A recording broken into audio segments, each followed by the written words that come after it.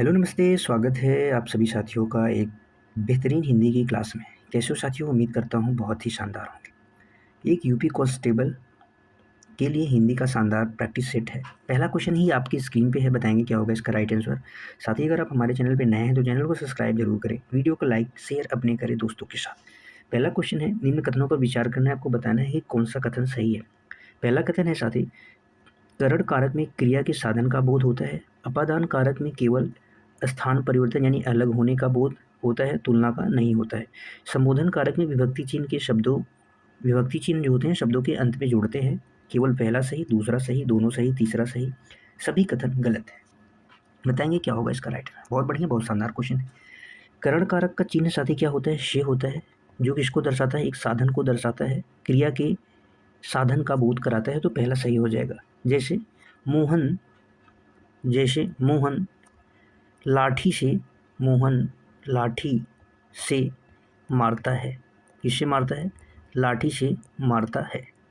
लाठी से यानी से किसको दर्शा रहे हैं? साधन को दर्शा रहे हैं, तो बहुत सही हो जाएगा। यहाँ पे मारना क्या है? क्रिया है। अपादान कारक साथी जो होता है, इसका भी जो चिन्ह होता है, कारक चिन्ह, वो क्या होता है? से होता है, जो किसको दर्शाता है? अलगाव को दर्शाता है। अलगाव को, डर को और तुलना, तीनों को दर्शाता है। तो यहाँ पे दे रखा है तुलना को नहीं दर्शाता, तो दूसरा हमारा गलत हो जाएगा। तीसरा है संबोधन कारक। जो संबोधन कारक का चिन्ह होता है वो साथी क्या होता है? हे, अरे, अहो, अजी, भो, अरे, ये सब क्या होते हैं? चिन्ह होते हैं जो संज्ञा शब्दों के पहले आते हैं, जैसे हे प्रभु रक्षा करो, अरे ये मेरी इच्छा है। तो ये सब जो हैं ये किसके पहले आते हैं? शब्दों के पहले आते हैं, न कि शब्दों के अंत में आते हैं, तो दूसरा वाला भी गलत हो जाएगा। इसका जो राइट आंसर होगा ऑप्शन ए हो जाएगा। क्या होगा? ऑप्शन ए हो जाएगा। अगले क्वेश्चन पे चलते हैं। क्वेश्चन नंबर 2 आपकी स्क्रीन पे है साथी, बताएंगे क्या होगा इसका राइट आंसर। क्वेश्चन नंबर 2 आपकी स्क्रीन पे है, मृगनयनी में कौन सा समास है? अव्ययी भाव, तत्पुरुष समास, कर्मधारय समास, बहुव्रीहि समास। बहुव्रीहि समास में अन्य पद प्रधान यानी तीसरा पद जो होता है, तीसरा पद प्रधान होता है।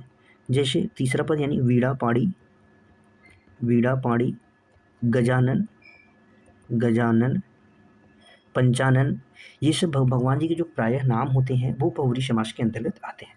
कर्मधारय समास में साथी तुलना की बात की जाती है। किसकी बात? तुलना की बात की जाती है। एक पद विशेषण और एक पद विशेष होता है। जब मृगनयनी का हम समास विग्रह करेंगे तो क्या हो जाएगा? मृग के समान, मृग के समान नयन, मृग के समान नयन है, जिसके के समान क्या हो जाएगा? तुलना बता रही है। मृग के समान नयन, नयन की तुलना किससे की जा रही है? मृग से की जा रही है, तो यहाँ पे कर्मधारय समास हो जाएगा। ऑप्शन सी करेक्ट हो जाएगा। कमल नयन हो गया, मृग नयनी हो गया, इसमें क्या हो जाएगा? कर्मधारय समास हो जाएगा। अगले क्वेश्चन पे चलते हैं। क्वेश्चन नंबर 3 आपकी स्क्रीन पे है, बताएंगे साथी क्या होगा इसका राइट आंसर। क्वेश्चन नंबर 3 दिया हुआ है, निम्न में से तद्भव शब्द आपको छांटना है। तद्भव जो शब्द होते हैं वो कैसे होते हैं? संस्कृत का हिंदी रूपांतरण ही तद्भव कहलाता है। 4 ऑप्शन दिए गए हैं, बताना है। और साथ ही साथ आपको बताना है बैंगन, बैगन एक शब्द होता है, इसको आपको तद्भव बताना है, तत्सम बताना है। सॉरी, कौन सा शब्द बताना है? तत्सम शब्द बताना है। बैगन के साथ एक बौना शब्द है, बौना। एक शब्द है बोना, जब कोई बीज बोया जाता है तो उसको कहते हैं बोना। तीनों का आपको तत्सम शब्द बताना है। यहाँ पे एक शब्द यह है कर्पूर, ये कैसा शब्द है साथी? तत्सम शब्द है। और तत्सम शब्द जो होते हैं संस्कृत से ज्यों के त्यों आते हैं, और इसका जो तद्भव रूप होगा कपूर हो जाएगा। ऑप्शन बी इसका तो करेक्ट हो जाएगा। इसका ऑप्शन बी सही हो जाएगा। बैगन का एक बढ़िया शब्द है। बैगन का जो साथी तत्सम शब्द होता है वो क्या होता है? वार्ताक, वार्ताक नहीं वार्ताक होता है, वार्ताक। और बौना का क्या हो जाएगा? वामन, वामन। और बोना का क्या हो जाएगा साथी? वपन, वपन हो जाएगा। तो याद रखना है आपको इन सभी शब्दों को। अगले क्वेश्चन पे चलते हैं। क्वेश्चन नंबर 4 आपकी स्क्रीन पे दिया हुआ है, बताएंगे साथी क्या होगा इसका राइट आंसर। क्वेश्चन नंबर 4 है, कामायनी महाकाव्य है, इसके रचयिता कौन है? सुमित्रा नंदन पंत जी हैं, सूर्यकांत त्रिपाठी निराला जी हैं, जयशंकर प्रसाद हैं, महादेवी वर्मा जी हैं। महादेवी वर्मा जी की जो प्रसिद्ध रचनाएं हैं, निहार हैं, निहार, रश्मि, रश्मि यामा, ये सब क्या हैं? इनकी प्रसिद्ध रचनाएं हैं। रश्मि, निहार, रश्मि, यामा, ये सब क्या हैं? इनकी प्रसिद्ध रचनाएं। जयशंकर प्रसाद की जो उपन्यास हैं, कंकाल है, तितली है, और एक क्या है साथी? इरावती है, इरावती। इरावती इनका कैसा उपन्यास है साथी? अधूरा उपन्यास है। कैसा उपन्यास है? अधूरा उपन्यास है। कामायनी महाकाव्य किसका है? ये भी साथी जयशंकर प्रसाद का है। किसका है? जयशंकर प्रसाद का है। और इसका जो प्रकाशन होता है साथी वर्ष 1936 में होता है, ये भी आपको याद रखना होगा, 1936 में। और इसमें कुल सर्ग अगर आपसे पूछे जाएँ तो कुल सर्गों की संख्या कितनी है, तो 15 सर्ग हैं कुल। इसमें कितने सर्ग हैं, 15 सर्ग हैं। जयशंकर प्रसाद के अन्य कविता संग्रह जैसे प्रेम पथिक हो गया, प्रेम पथिक के अलावा आंसू, लहर, झरना, ये सब क्या हो गए, अन्य कविता संग्रह, अन्य कविता संग्रह। सूर्यकांत त्रिपाठी निराला जी ये प्रसिद्ध है साथ ही एक प्रसिद्ध उपन्यासकार हैं। इनकी जो रचनाएं हैं वो क्या है, अनामिका, उर्मुत्ता, बेला, अर्चना, अड़िमा, ये सब क्या हैं, तुलसीदास, नए पत्ते, अड़िमा, नए पत्ते, ये सब इनकी प्रसिद्ध रचनाएं। सुमित्रा नंदन पंत जी को प्रकृति का सुकुमार कवि कहा जाता है। महादेवी वर्मा जी को आधुनिक युग की मीरा कहा जाता है, आधुनिक युग की मीरा के नाम से जाना जाता है, ये भी आपको याद रखना है। और ये प्रकृति के सुकुमार कवि हैं, प्रकृति के सुकुमार कवि कौन है, सुमित्रा नंदन पंत जी। अगले क्वेश्चन पे चलते हैं। क्वेश्चन नंबर 5 आपके स्क्रीन पे है, बताएंगे साथी क्या होगा इसका राइट आंसर। क्वेश्चन नंबर 5 है, हिंदी भाषा की लिपि कौन सी है, गुरुमुखी है, देवनागरी है, रोमन लिपि है या फारसी लिपि है। रोमन लिपि साथी किसकी है, अंग्रेजी भाषा की है। अंग्रेजी भाषा की जो लिपि है वो कौन सी है, रोमन लिपि है।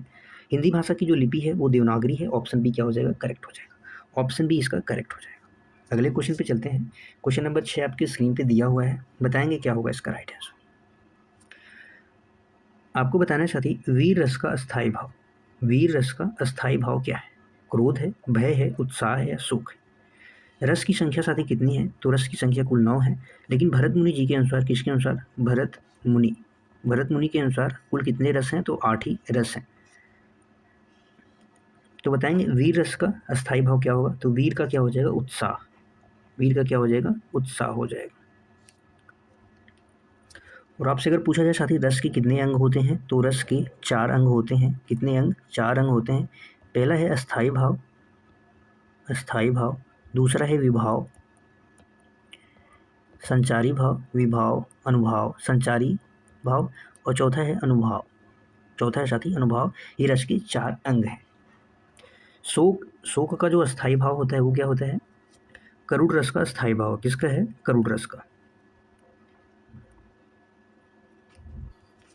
करुण रस का जो अस्थायी भाव है साथी वो क्या है, शोक है, क्या है, शोक है।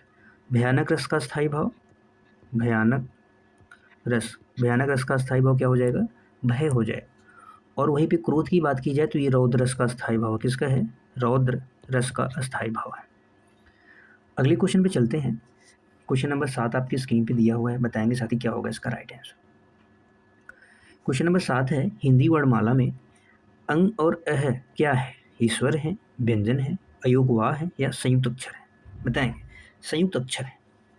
स्वर कुल कितने होते हैं साथी, 11 होते हैं। अगर अब वहीं पे आपसे उच्चारण के आधार पे पूछा जाए, किसके आधार पे, उच्चारण के आधार पे, तो स्वर 10 होते हैं। व्यंजन की कुल संख्या कितनी है, 33 है। और अयोगवाह कुल कितने हैं साथी, 2 हैं। अंग और ये क्या है, अयोगवाह है, तो इसका राइट आंसर हो जाएगा ऑप्शन सी। अगर वहीं पे संयुक्त अक्षर में साथी संयुक्त व्यंजन और स्वर दोनों होते हैं, संयुक्त स्वर और व्यंजन दोनों होते हैं। तो व्यंजन, संयुक्त व्यंजन कितने होते हैं, 4 होते हैं, जो है 6 त्र ज्ञ और श्र, 6 त्र ज्ञ और श्र होते हैं। और संयुक्त जो स्वर हैं साथी वो क्या है, ए, ऐ, ओ, औ, ये 4 हैं जो क्या है, संयुक्त स्वर है। अगले क्वेश्चन पे चलते हैं। क्वेश्चन नंबर 8, बताएंगे क्या होगा इसका राइट आंसर। बढ़िया क्वेश्चन है साथी। संधि और वर्णों के मेल के संबंध में आपको बताना है कौन सा कथन असत्य है यानी गलत है, कौन सा कथन गलत है। 2 स्वरों के मेल से होने वाले विकार को स्वर संधि कहते हैं। विसर्ग संधि में विसर्ग का परिवर्तन केवल र और श में होता है। या व्यंजन संधि में व्यंजन का मेल स्वर या व्यंजन किसी से भी हो सकता है, स्वर या व्यंजन किसी से भी हो सकता है। बताएंगे क्या होगा इसका राइट आंसर। केवल पहला सही, दूसरा सही, केवल तीसरा सही, पहला और तीसरा सही। पहला कथन क्या कह रहा है साथी, 2 स्वरों के मेल से, 2 स्वरों के मेल से होने वाले विकार, जैसे हमने साथी एक स्वर मिलाया ए और एक स्वर मिलाया आ, तो इनसे क्या बनेगा, बड़ा आ मिलेगा। क्या मिल जाएगा साथी, बड़ा आ मिल जाएगा।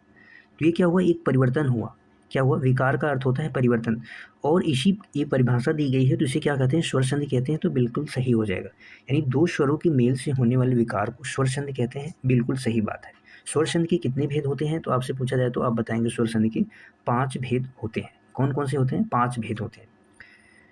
दूसरा साथी दिया गया विसर्ग संधि में विसर्ग का परिवर्तन केवल र और स में होता है, तो ये बात बिल्कुल गलत है।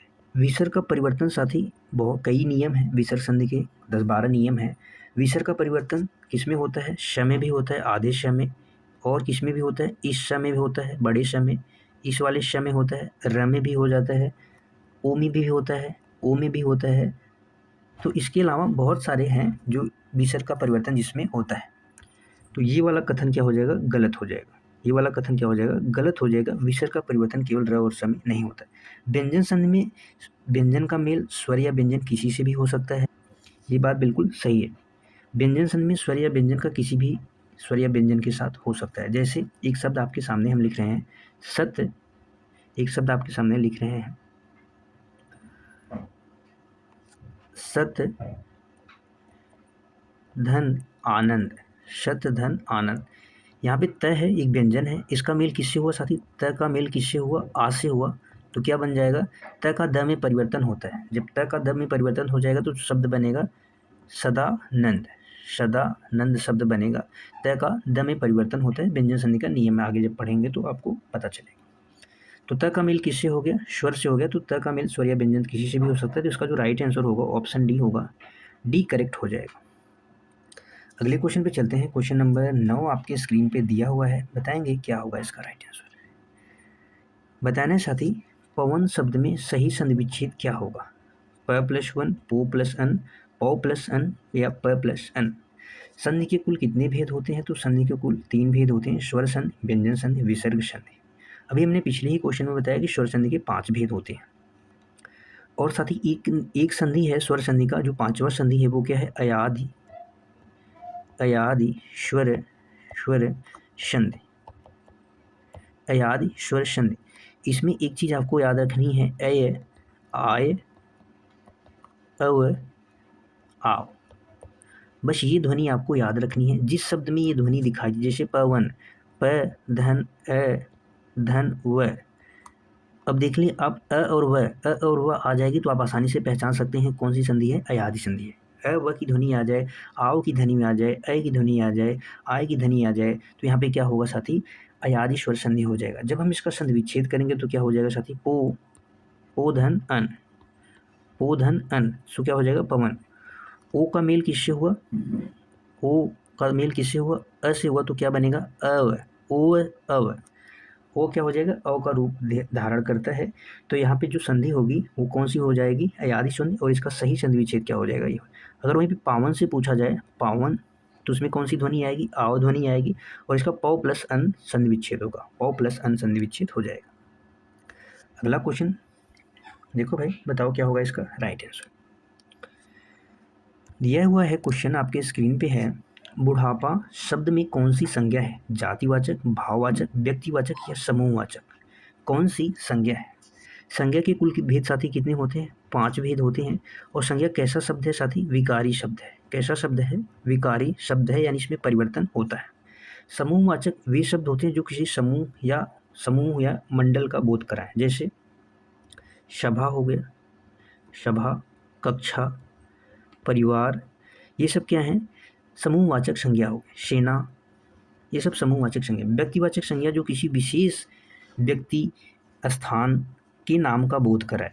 जैसे विशेष व्यक्ति में रमेश, सुरेश, स्थान के नाम में दिल्ली, आगरा, ताजमहल, ये सब हो गए तो व्यक्तिवाचक संज्ञा हो जाएंगी।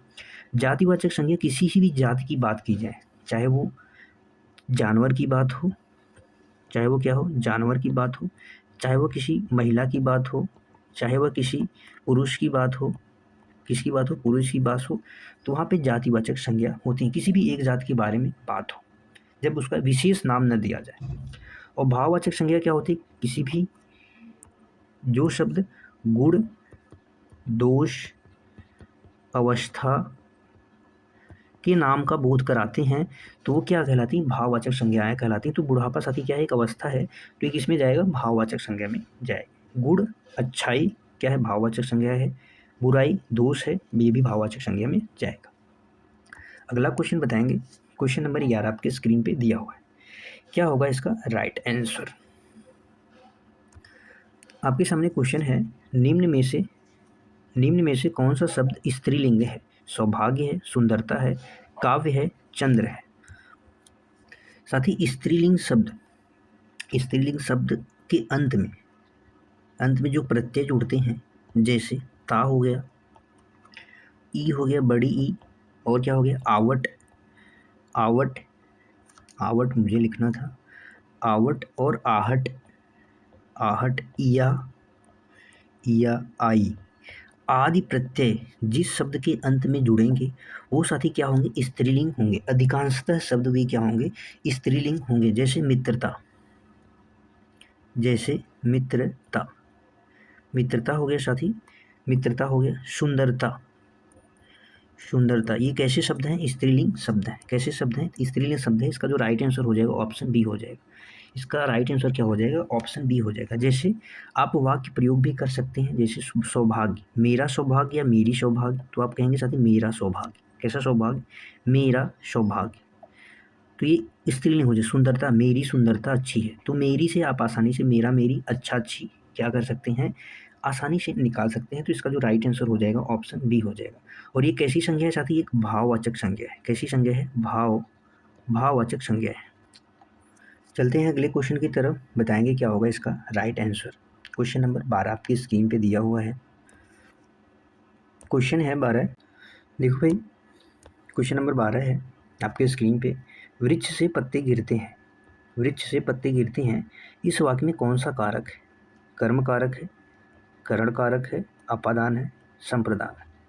करण कारक का साथी जो चिन्ह होता है वो क्या होता है, को होता है। इसका जो चिन्ह होता है वो क्या होता है, को होता है।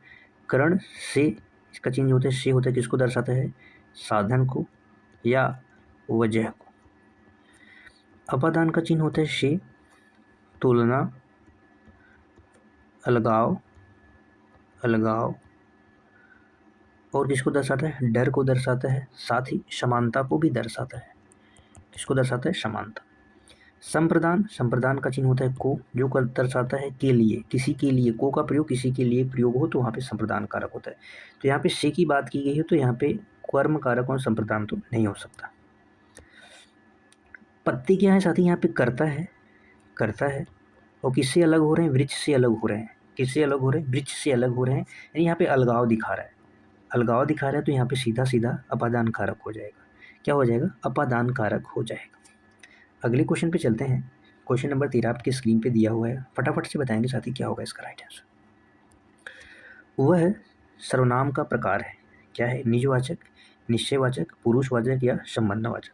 सर्वनाम के भेद 6 और इनके शब्दों की जो संख्या होती है वो 11 होती है। ये भी आपको याद रखना है, डायरेक्ट एग्जाम में पूछ लिए जाते हैं। संबंधवाचक सर्वनाम जो और सो के माध्यम से वाक्यों को कनेक्ट करता है। पुरुषवाचक सर्वनाम के कुल कितने भेद होते हैं, 3 भेद होते हैं। पुरुषवाचक सर्वनाम के कुल 3 भेद होते हैं। साथ ही पहला होता है उत्तम पुरुष, मध्यम पुरुष और अन्य पुरुष। कौन होता है, और अन्य पुरुष होता है। निश्चयवाचक में यह और वह, निजवाचक में आप यानी स्वतः का बोध होता है। यहाँ पे वह है, क्या हो जाएगा, निश्चय। किसी निश्चित व्यक्ति वस्तु की बात की जाए तो वहाँ पे निश्चयवाचक सर्वनाम होता है। अगले क्वेश्चन पे चलते हैं। क्वेश्चन नंबर 14 आपके स्क्रीन पे है, बताएंगे क्या होगा इसका राइट आंसर। दिया है, वह धीरे धीरे चल रहा है। रेखांकित शब्द क्या है, क्रिया है, विशेषण है, या क्रिया विशेषण है या सर्वनाम है। सर्वनाम शब्दों की संख्या 11 होती है। यह, वह, जो, सो, कोई, कुछ। तो यहाँ पे धीरे धीरे की बात की है तो यह सर्वनाम नहीं है। ये सर्वनाम जो होते हैं संज्ञा के स्थान पे प्रयुक्त होते हैं। किसके स्थान पे, संज्ञा के स्थान पे प्रयुक्त होते हैं। क्रिया विशेषण क्रिया की विशेषता बताते हैं। किसकी विशेषता, क्रिया की विशेषता। तो यहाँ पे क्रिया ढूंढेंगे। क्रिया क्या है, चलना।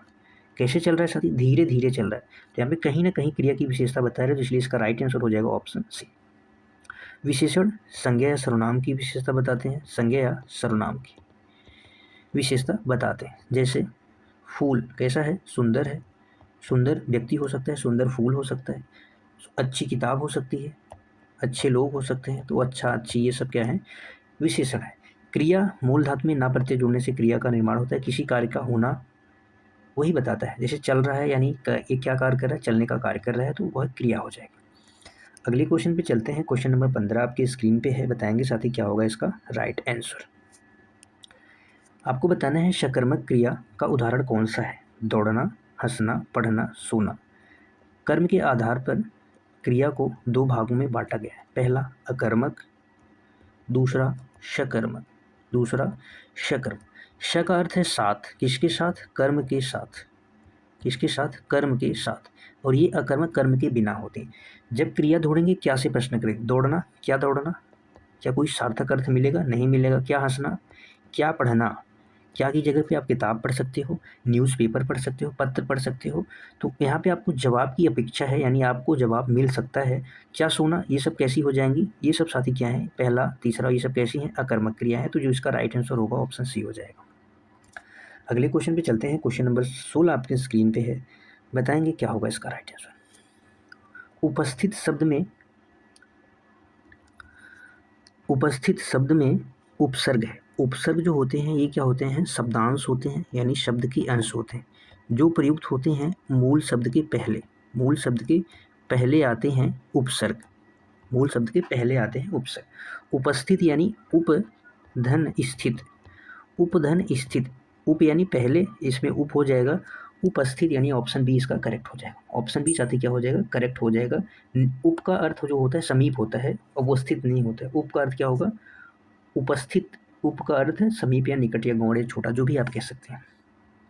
अगले क्वेश्चन पे चलते हैं। क्वेश्चन नंबर 17 आपकी स्क्रीन पे दिया हुआ है, बताएंगे क्या होगा इसका राइट आंसर। एक शब्द है घबराहट में कौन सा प्रत्यय है। प्रत्यय जो होते हैं ये भी शब्दांश होते हैं, और ये मूल शब्द के बाद आते हैं। मूल शब्द के बाद प्रत्यय आते हैं। तो घबरा एक शब्द है, घबरा, इसमें कौन सा प्रत्यय है, आहट। आहट प्रत्यय है, तो आहट ऑप्शन ए इसका करेक्ट हो जाएगा। आहट में ए करेक्ट हो जाएगा। अगले क्वेश्चन पे चलते हैं। क्वेश्चन नंबर 18 आपके स्क्रीन पे दिया हुआ है, बताएंगे क्या होगा इसका राइट आंसर। क्वेश्चन नंबर 8 है साथी, अनल किसका पर्यायवाची है। वायु का है, अग्नि का है, जल का है, आकाश का है।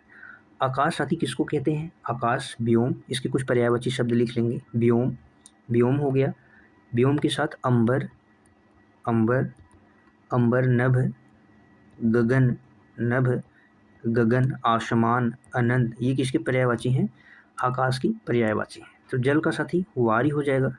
जल का जो पर्यायवाची शब्द होगा वो क्या होगा, वारी, नीर, तोय, वारी, नीर, तोय, ये सब जल के पर्यायवाची हैं। पानी, अग्नि, अनल, अनल साथी किसको कहते हैं, अग्नि को कहते हैं। इसका राइट आंसर हो जाएगा ऑप्शन बी।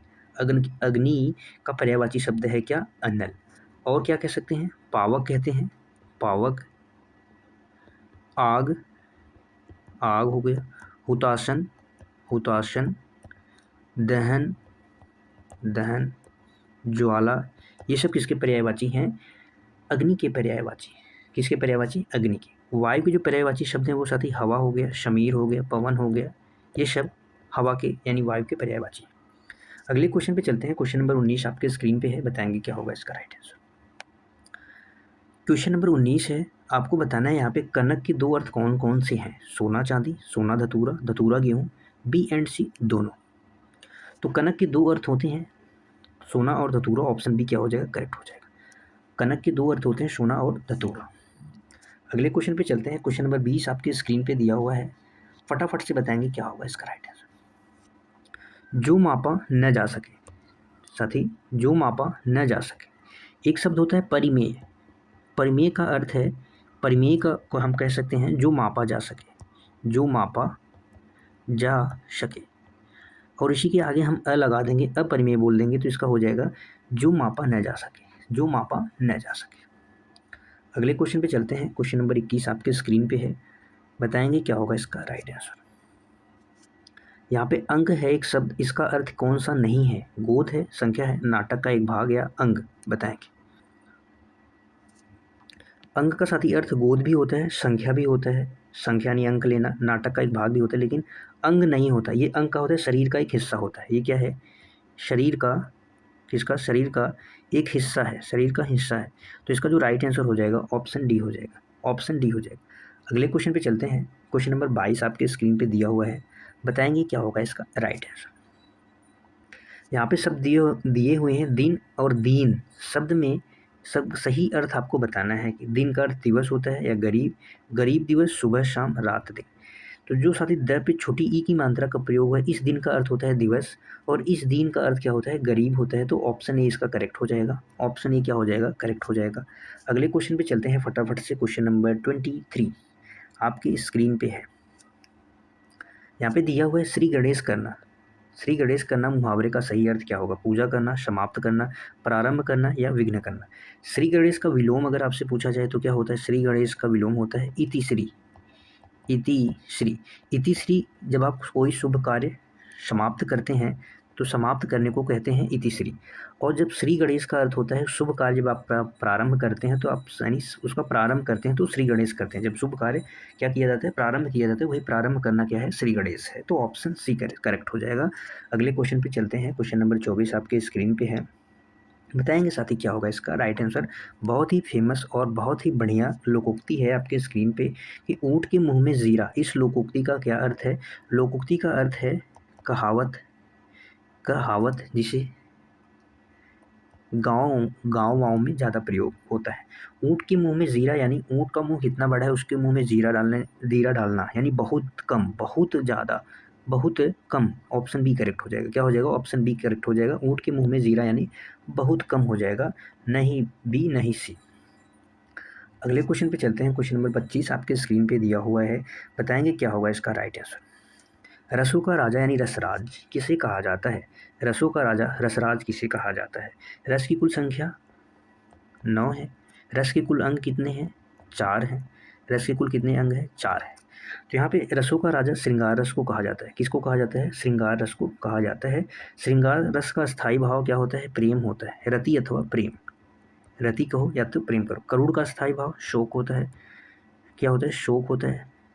और निर्वेद का जो शांत रस का क्या होता है साथी, निर्वेद होता है। वीर का क्या हो जाता है, उत्साह। वीर का क्या होता है, स्थायी भाव उत्साह होता है। तो इसका ऑप्शन सी करेक्ट होगा। अगले क्वेश्चन पे चलते हैं। क्वेश्चन नंबर 26 आपके स्क्रीन पे। यहाँ पे दिया हुआ है क्वेश्चन नंबर 26। दोहा के प्रथम और तृतीय चरण में कितनी मात्राएं होती हैं। 11 11, 13 13, 16 16, 24 24। 16 16 मात्राएं चौपाई में होती हैं। चौपाई की प्रत्येक पंक्ति में 16 16 मात्राएं होती हैं। दोहा का उल्टा साथी एक होता है सोरठा, सोरठा होता है। और सोरठा में 11 13 मात्राएं होती हैं। 11 13, 11 13 मात्राएं। प्रथम और तृतीय चरण में 11 11, द्वितीय और चतुर्थ चरण में 13 13 मात्राएं होती हैं। इसका उल्टा हो जाएगा 13 11 13 11। और 13 11 13 11 यानी प्रथम और तृतीय चरण में 13 13 मात्राएं। ऑप्शन बी करेक्ट हो जाएगा। चतुर्थ द्वितीय और चतुर्थ चरण में कितनी हो जाएंगी, 11 11 मात्राएं। तो इसका ऑप्शन बी करेक्ट हो जाएगा। अगले क्वेश्चन पे चलते हैं। क्वेश्चन नंबर 27 आपके स्क्रीन पे दिया हुआ है। फटाफट से बताएंगे क्या होगा इसका राइट आंसर। दिया हुआ है तरनी तरुजा तट तमाल तरुवर बहुछाए, तरुवर बहुछाए झुके कूल सो जल पर मन हित मनो सुहाए। इसमें आपको बताना है कौन सा अलंकार है, उपमा अलंकार, यमक अलंकार, अनुप्रास अलंकार या श्लेष श्लेष अलंकार। कौन सा अलंकार, श्लेष अलंकार। बताएंगे साथी क्या होगा इसका राइट आंसर। श्लेष का जो अर्थ होता है वो साथी क्या होता है, चिपका हुआ। क्या होना, चिपका हुआ। इसका अर्थ होता है चिपका हुआ। यानी एक से अधिक अर्थ निकलते हैं यहाँ पे, एक ही शब्द के। यहाँ पे कोई शब्द एक ही बार आया लेकिन उसके अर्थ क्या होंगे, अनेक होंगे। जैसे रहीमन पानी राखे बिन पानी सब सुन, पानी गए न उमरे मोती मानु सुन। यहाँ पे पानी के अनेक अर्थ हैं। ऐसे एक एग्जाम्पल और है कि चरत धरत चिंता करत चितवत चारहु ओर। ये सब क्या है, श्लेष अलंकार है। अनुप्रास अलंकार में वर्णों की आवृत्ति होती है। त वर्ण की आवृत्ति हो रही त त त त त त। तो यहाँ पे कौन सा हो जाएगा, अनुप्रास अलंकार हो जाएगा। ऑप्शन सी करेक्ट हो जाएगा। कौन सा अलंकार हो जाएगा, अनुप्रास अलंकार। यमक का अर्थ होता है साथी जोड़ा, दो का जोड़ा। कोई भी शब्द एक से अधिक बार आए और उसके अर्थ क्या हो, अलग अलग हो, वहाँ पे क्या होता है, यमक अलंकार होता है। जैसे वह 3 बेर खाती, वो 3 बेर खाती। काली घटा का घमंड घटा, घटा घटा का 2 अर्थ हो जाएगा। क्या अर्थ हो जाएगा, 2 अर्थ हो जाएगा। उपमा अलंकार साथी क्या होता है, उपमा का अर्थ होता है समीप। उपमा का अर्थ होता है समीप। जब दो वस्तुएं या व्यक्तियों को समीप रखकर क्या की जाए, तुलना की जाए, तो वहाँ पे उपमा अलंकार होता है। क्या होता है वहाँ पे, उपमा अलंकार होता है। और इसमें 4 क्या होते हैं, उपमा अलंकार के 4 अंग होते हैं। अगर आपसे पूछा जाए उपमा अलंकार के कितने अंग होते हैं तो आप बताएंगे साथी उपमा अलंकार के 4 अंग होते हैं। कौन कौन से होते हैं, उपमेय पहला होता है, उपमेय, उपमान, उपमेय, उपमान, साधारण धर्म, साधारण, धर्म और एक होता है वाचक शब्द। क्या होता है? वाचक शब्द। वाचक शब्द जहाँ पर कहीं भी दिखे, सा, सी, शे, शम, सदिश, सरिश, जिम, जैसा, जैसी, की तरह, ये सब क्या हो जाएंगे? उपमा अलंकार हो जाएंगे। और उपमा अलंकार के कुल कितने भेद होते हैं? तो उपमा अलंकार के 3 भेद होते हैं, आपको ये भी याद रखना है। जैसे उपमा अलंकार का उदाहरण पीपल पात सरिस मंडोला, पीपल के पत्ते को मन के समान बताया गया, यानी तुलना की गई है। अगले क्वेश्चन पे चलते हैं। क्वेश्चन नंबर 28 आपके स्क्रीन पे है। बताएंगे क्या होगा इसका राइट आंसर। गबन किसकी रचना है? गबन किसकी रचना है? निराला जी की है, सूर्यकांत त्रिपाठी निराला, प्रेमचंद, जयशंकर प्रसाद या अज्ञे जी। साथ ही सच्चिदानंद ने तार सप्तक का प्रकाशन किया। तार सप्तक, ये भी याद रखना है, तार सप्तक। तार सप्तक के संपादक हैं। और इनकी जो प्रसिद्ध रचना है कितनी नाव में कितनी बार, हरी घास का छड़बर, नदी के द्वीप, ये सब क्या है इनकी प्रसिद्ध रचनाएं। जयशंकर प्रसाद आंसू लहर झरना कामायनी, आंसू लहर झरना कामायनी, कामायनी, ये क्या है? कामायनी, ये सब इनकी प्रसिद्ध रचना है। प्रेमचंद जी की बात करें तो गोदान, गबन, सेवा सदन, गोदान, गबन, सेवा सदन, रंगभूमि, कर्मभूमि, सेवा सदन हो गया, सेवा सदन यहाँ पे लिख लेंगे, रंगभूमि, कर्मभूमि, ये सब क्या है? प्रेमचंद जी के हैं। तो इसका जो राइट आंसर हो जाएगा ऑप्शन बी हो जाएगा। निराला जी की जो प्रसिद्ध रचनाएं हैं अड़िमा, बेला, अर्चना, ये सब क्या है? प्रसिद्ध रचनाएं हैं। किसकी हैं? सूर्यकांत त्रिपाठी निराला जी की हैं, आपको याद रखना है। अगले क्वेश्चन पे चलते हैं। क्वेश्चन नंबर 29 आपके स्क्रीन पे है। बताएंगे साथी क्या होगा इसका राइट आंसर। हिंदी वर्णमाला के संदर्भ में निम्नलिखित कथनों का आपको परीक्षण करना है, बताना है कौन सा कथन यहाँ पे सही है। कथन दिया है सभी स्वर सघोष और अल्प प्राण होते हैं। क्या सभी स्वर सघोष और अल्प प्राण होते हैं? यह और वह को अर्ध स्वर कहा जाता है, यानी सेमी वोवेल। प्रत्येक वर्ग का प्रथम और द्वितीय वर्ण महाप्राण है। प्रत्येक वर्ग का प्रथम और द्वितीय वर्ण महाप्राण है। बताएंगे कौन सा ऑप्शन सही है? केवल पहला सही है या दूसरा सही है? कौन सा सही है? बताएंगे मेरे साथी। सभी स्वर क्या सघोष होते हैं? सबसे पहले इसकी बात कर लेते हैं। स्वर तंत्रियों के आधार पर वर्णों का विभाजन हुआ है, जिसे सघोष, सघोष को क्या कहते हैं? घोष भी कहते हैं। सघोष को घोष भी कहते हैं। जो इसकी कुल संख्या है 31 है। और सभी स्वर साथी किस में आते हैं? अघोष में आते हैं। सभी स्वर किस में आते हैं? सघोष में आते हैं। इसमें तीसरा, चौथा, पांचवा वर्ण सघोष होता है। तो पहला यहाँ तक तो क्लियर हो गया, ये सही हो गया। सभी जो स्वर होते हैं वो किस में आते हैं? सघोष में आते हैं। अल्प प्राण वर्णों की बात करें तो सभी स्वर क्या अल्प प्राण में आते हैं? तो ये भी बात सही है।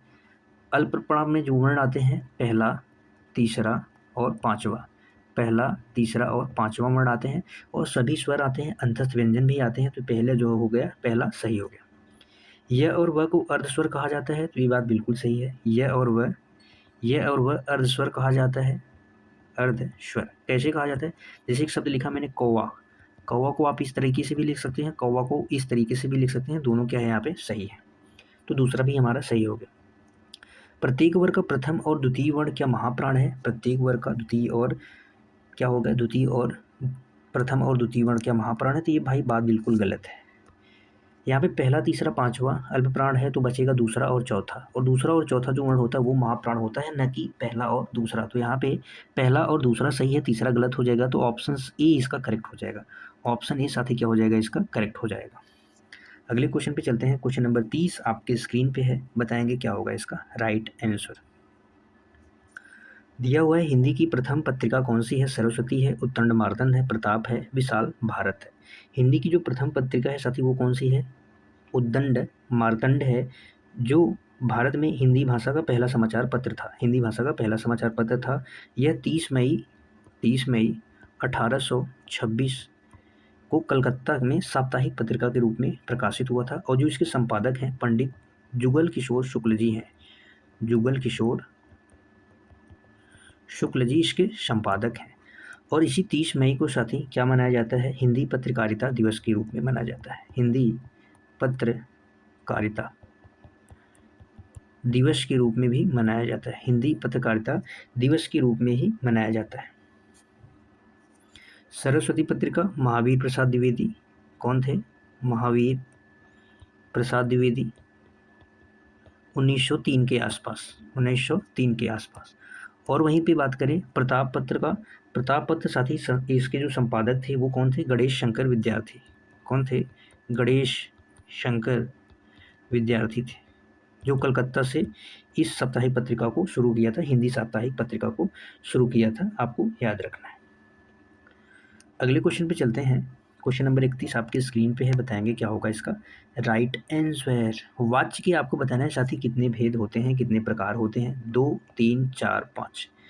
वाच्य के कुल कितने प्रकार होते हैं? 3 प्रकार होते हैं। पहला साथी जो होता है वो क्या होता है? कर्तृवाच्य, दूसरा होता है कर्मवाच्य, तीसरा भाववाच्य।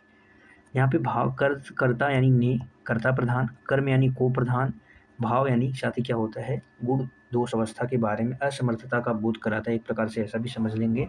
तो वहाँ पे भाववाच्य हो जाएगा। तो इसका जो राइट आंसर होगा ऑप्शन बी हो जाएगा। 3 वाच्य के 3 प्रकार होते हैं। क्वेश्चन नंबर 32 आपके स्क्रीन पे है, बताएंगे क्या होगा इसका राइट आंसर। यहाँ पे दिया हुआ है विराम चिन्हों में अल्प विराम कौन सा है? Option A, option B, option C, option D, कौन सा है?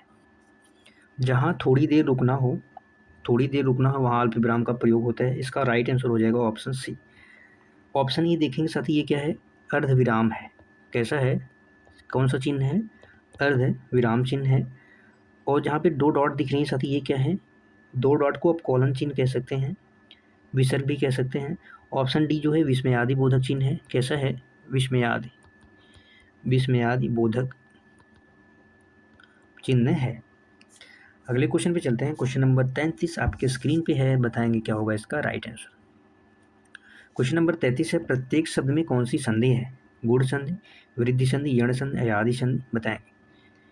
तो प्रतिधन एक, जब इसका हम संधि विच्छेद करेंगे तो क्या होगा? प्रतिधन एक हो जाएगा। प्रतिधन एक हो जाएगा। यहाँ पे ई की ध्वनि है, छोटी ई से किसका मेल होगा? प्रतिधन एक। प्रतिधन एक लिखेंगे अच्छे से। जब हम इसका संधि विच्छेद करेंगे तो क्या होगा? प्रतिधन एक। प्रतिधन एक। ई का मेल किससे होगा? ए से होगा। तो क्या हो जाएगा? यह बनाएगा। और यहाँ पे तरह ऐसे का ऐसे रहेगा, तो यहाँ पे यण संधि हो जाएगी। यण संधि का जो एक रूल साथी क्या है? यह के पहले आधा अक्षर अधिकांश शब्दों में वहाँ पे यण संधि होगा।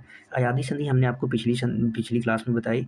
गुण संधि में एक ही मात्रा और ओ की मात्रा का शब्द, जो एक ही मात्रा ओ की मात्रा के जो शब्द होते हैं अधिकांशतः गुण संधि होते हैं। वृद्धि संधि में ए की मात्रा और औ की मात्रा वाले शब्द अधिकांशतः शब्द वृद्धि संधि में आते हैं। अगला क्वेश्चन नंबर 34 आपके स्क्रीन पे है, बताएंगे क्या होगा इसका राइट आंसर। दिया गया है कठिन काव्य का प्रीत किसे कहा जाता है? दिया गया है क्वेश्चन नंबर 34 आपको बताना है, कठिन काव्य का प्रीत किसे कहा जाता है? भूषण, मतिराम, केशवदास, पदमाकर। तो इसका जो राइट आंसर हो जाएगा ऑप्शन सी हो जाएगा। केशवदास जी को किसने कहा था? रामचंद्र शुक्ल जी ने। रामचंद्र शुक्ल जी ने केशवदास जी को कठिन काव्य का प्रीत कहा था। अगले क्वेश्चन पे चलते हैं। क्वेश्चन नंबर 35 आपके स्क्रीन पे है, बताएंगे क्या होगा इसका राइट आंसर। यहाँ पे दिया हुआ है एक और द्रोणाचार्य नाटक के किसका है? शंकर शेष, मोहन राकेश, धर्मवीर भारती, लक्ष्मी नारायण। एक और द्रोणाचार्य नाटक के साथ ही शंकर शेष का ऑप्शन ए करेक्ट हो जाएगा। ऑप्शन ए करेक्ट हो जाएगा। मोहन राकेश की बात करें हम, मोहन राकेश की तो प्रसिद्ध उपन्यास है इनका अंधेरे बंद कमरे। अंधेरे बंद कमरे।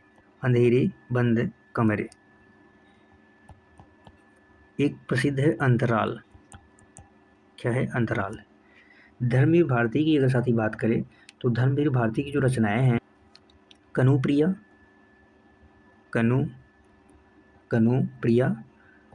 अंधायुग प्रसिद्ध कविता संग्रह है। अंधायुग, ठंडा लोहा प्रसिद्ध रचनाएं हैं। अगले क्वेश्चन पे चलते हैं। क्वेश्चन नंबर 36 आपके स्क्रीन पे है, बताएंगे क्या होगा इसका राइट आंसर। क्वेश्चन नंबर 36 है, दूसरी परंपरा की खोज किस विधा की रचना है? आलोचना है, इतिहास है, संस्मरण है या डायरी है? तो ये साथी एक आलोचना है। क्या है? एक आलोचना है।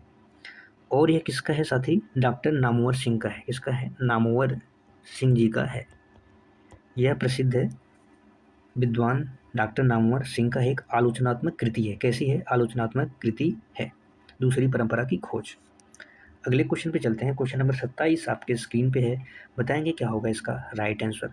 नाक का बाल होना मुहावरे का सही अर्थ क्या होगा? कष्ट देना, अधिक प्रिय होना, पालतू होना, नाक में बीमारी होना, तो नाक में बीमारी होना बिल्कुल नहीं होगा, पालतू होना नहीं हो सकता, कष्ट होना नहीं हो सकता, तो ऑप्शन बी क्या हो जाएगा, नाक का बाल यानी अधिक प्रिय होना, नाक का बाल यानी अधिक प्रिय होना। अगले क्वेश्चन पे चलते हैं। क्वेश्चन नंबर 38 आपकी स्क्रीन पे है, बताएंगे क्या होगा इसका right answer. Question number 38, Chidambara के लिए सुमित्रानंदन पंत जी को कौन सा पुरस्कार मिला था, साहित्य अकादमी, ज्ञानपीठ या व्यास सम्मान या सरस्वती सम्मान। तो वर्ष 1968 में, वर्ष 1968 में चिदम्बरा के लिए सुमित्रानंदन पंत जी को क्या मिला था साथी, ज्ञानपीठ पुरस्कार मिला था। कौन सा पुरस्कार, ज्ञानपीठ पुरस्कार मिला था, ये आपको याद रखना है। ज्ञानपीठ पुरस्कार साथी 22 भाषाओं में दिया जाता है। कितनी भाषाओं में, 22 भाषा में। लेकिन 2018 के बाद से अंग्रेजी भाषा में भी दिया जाने लगा। कौन सी भाषा में, अंग्रेजी भाषा में यह दिया जाने लगा है, ये भी आपको याद रखना है। और 1968 में हिंदी का पहला ज्ञानपीठ पुरस्कार चिदम्बरा के लिए सुमित्रानंदन पंत जी को मिला था, आपको ये भी याद रखना है। व्यास सम्मान वर्ष 1991 में दिया जाता है के बिरला फाउंडेशन के द्वारा, के बिरला फाउंडेशन के द्वारा दिया जाता है। 4 लाख रुपए इनामी राशि थी, 4 लाख रुपए इनाम राशि थी। पहला जो मिला था रामविलास शर्मा को मिला था, 1991 में ही मिला था, ये भी आपको याद रखना है। साहित्य अकादमी पुरस्कार जो पहले प्राप्त करता थे हिंदी के, 1955 में मिला था माखनलाल चतुर्वेदी जी को। किसको मिला था, माखनलाल चतुर्वेदी जी को मिला था। उनकी रचना हिम तरंगिनी काव्य के लिए मिला था, ये भी आपको याद रखना है। और सरस्वती सम्मान साथी, सरस्वती जो सम्मान था यह 1991 में प्रारंभ किया गया था, यह 1991 में प्रारंभ किया था। और जो पहला मिला था हरिवंश राय बच्चन को, उनकी रचना आत्मकथा के लिए मिला था, जिसके 4 भाग हैं, उनके लिए इस रचना को दिया गया था, हरिवंश राय बच्चन जी को याद रखेंगे। आज के लिए साथी बस इतना ही था, आज के लिए बस इतना था। ये हमारा टेलीग्राम चैनल है, आप इसे ज्वाइन कर सकते हैं, वहाँ पे डेली क्लासेस शेयर होती हैं। फिर मिलेंगे एक अगली बेहतरीन क्लास में, तब तक के लिए बाय बाय साथी। थैंक यू सो मच, खुश रहिए, मस्त रहिए, पढ़ते रहिए। मिलेंगे अगली क्लास में, तब तक के लिए बाय बाय साथी। जय हिंद साथियों, जय हिंद।